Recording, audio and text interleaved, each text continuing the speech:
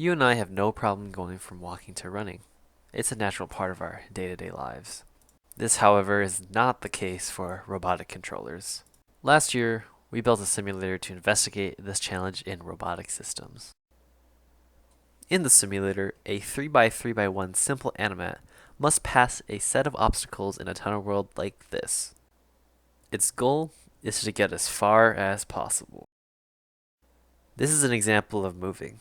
The animat must move first to find where the gap is located. And this is an example of morphing. The animat must morph into the correct shape in order to pass through an obstacle. The further it gets in the tunnel, the better. This is quantified as a fitness score in our analysis. How does the animat decide to move or morph then? On the animat, there are 5 sensors that provide information to the controller, and it dictates the decision-making process.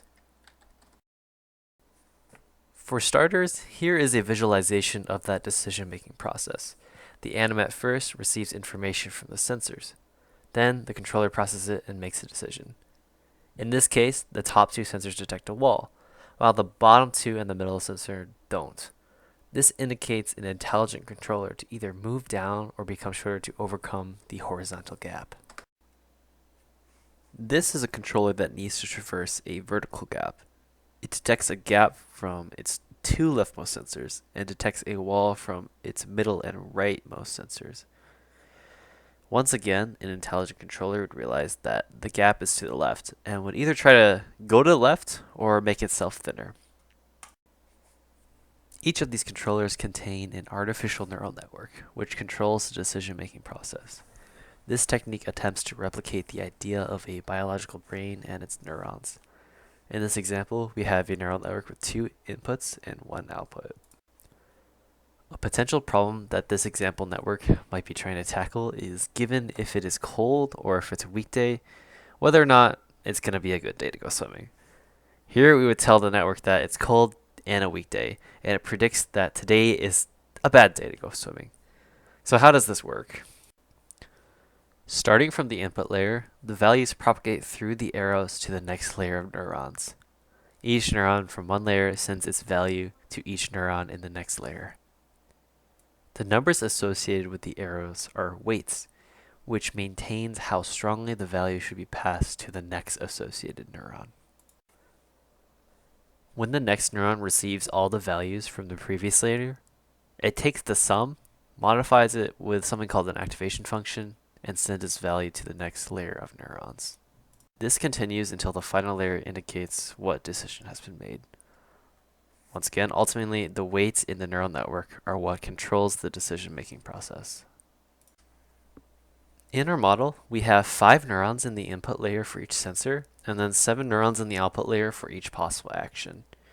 As you can see here, there are definitely a lot of arrows in which each has an associated weight that needs to be adjusted to make a meaningful decision.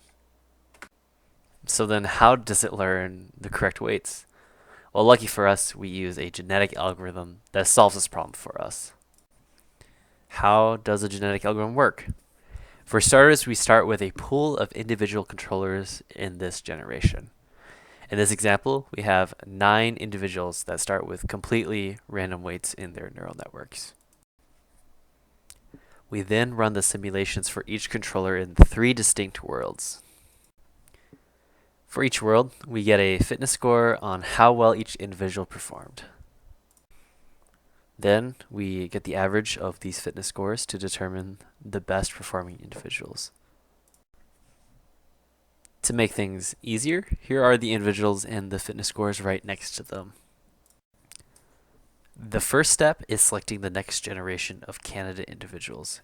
Using the tournament selection algorithm, we first take a k-size subset of the population and then get the best individual from that subset. Repeating this process an n number of times, we might select the same individual more than once. However, by first getting a subset of the population, we maintain some level of diversity in the next generation. Let's suppose that in this example, these are the individuals selected by the algorithm. However, there are a few more methods we can use to create a more interesting population pool.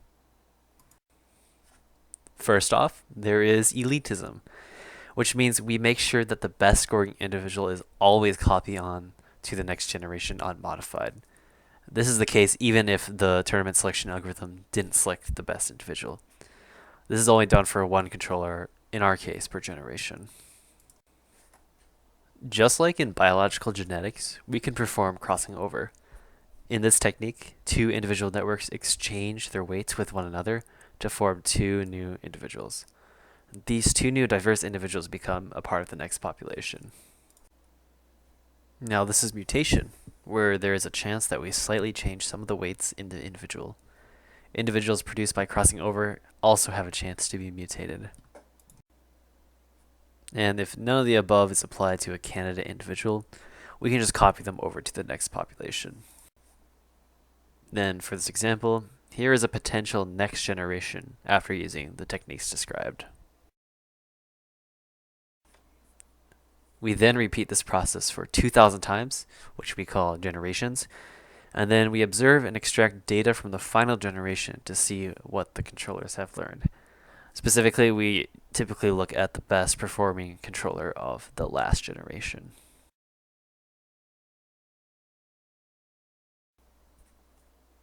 For these genetic algorithms, we used two different treatments. We wanted to see how each treatment affected the evolution and behavior of the controllers. One of the treatment parameters is called localization. Localization describes whether or not the controller receives information about its relative Z and Y location in the tunnel. Specifically, in the neural network, we'll add two new inputs to process this information. Another treatment parameter is the morph penalty. Morph penalty describes how long the animat must wait until performing another action after choosing to morph. Here are 4 examples of morph penalties side by side. As we can see, the animat with a morph penalty of only 1 needs to use just 1 frame to change its shape. However, for an animat with a morph penalty of 4, it has to wait a whole 4 time steps before morphing again. So the higher the morph penalty, the more this will cut into the amount of time the animat has to get to the end of the tunnel. For every single possible treatment, we ran 20 runs of the genetic algorithm. Each of these runs is seeded to a specific number. We call these runs a replicate since we can replicate the world generation with the seeded number. Okay, so now let's look at the results. But before doing so, let's quick touch on how the fitness is calculated.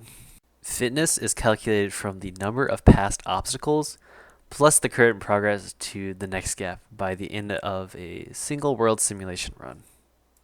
Each obstacle passed is 5 units, and the progress to the next is a number less than 5 based on how close it is to the gap. For example, if the animat has successfully passed through 2 gaps and is about halfway to the next, we can expect a fitness for that particular world run to be around 12.5. Also, another thing to mention, keep in mind that the plots I'll be showing take an average of several fitness scores per generation. Alright, so let's get into some of the results. These first set of graphs are called evolutionary plots. It plots fitness against generation, so we can visualize how quickly the animat learns to traverse through the tunnels. We've created 2 separate set of graphs for treatments with and without localization.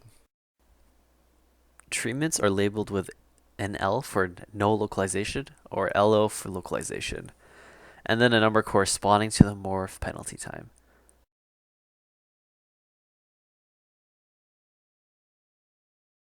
It seems that as the morph penalty increases, the lower the fitness value will converge at. And then if we look at the 2 graphs side by side, localization doesn't seem to have too large an effect. Here are another set of graphs we've produced. This time, we plotted each generation's best individual fitness scores on the y-axis against the number of times they morphed on the x-axis. Localization, once again, didn't seem to have too big of a difference. So let's just take a look at the no localization graphs. Before we talk further about these results, I'd like to point out something about these graphs. The y-axis has the fitness values locked between 0 and 55. However, for the sake of readability, this is not the case for the x-axis. As we can see, the max morph count decreases as the morph penalty increases here. Okay, so now let's break down what these individual graphs mean. Looking at the graph, as the fitness increases, the amount of average morphs per generation converges at this dot here. The tail seems to represent the controller evolving to use fewer morphs as the generation count increases. We believe that the data points on the right side of the tail represents some of the first generations of the run, and as the controller learns to morph less, this tail is formed until it converges at the dot shown earlier. Going back to the discussion on the point of convergence, the morph count in which each treatment converges at becomes lower as the morph penalty increases. What does that mean? Let's take a look at some of the runs itself. Here's an example of a lower morph penalty run. The animat seems to occasionally morph when nothing is detected.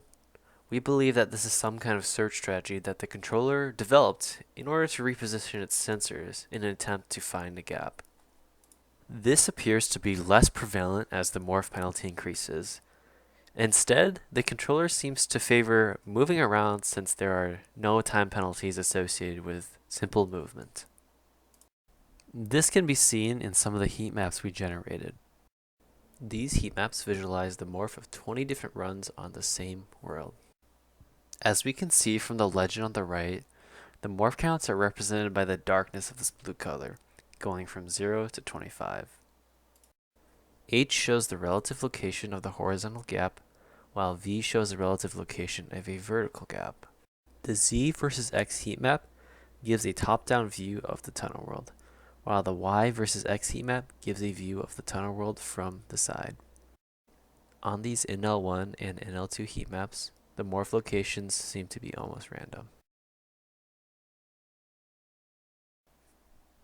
As we can see here for higher penalties, the morphing seems to really only occur when the animat is right next to the gap. So that's only morphing whenever necessary. As a result, the amount of morphs overall is greatly reduced along with the spread of the location of the morphs.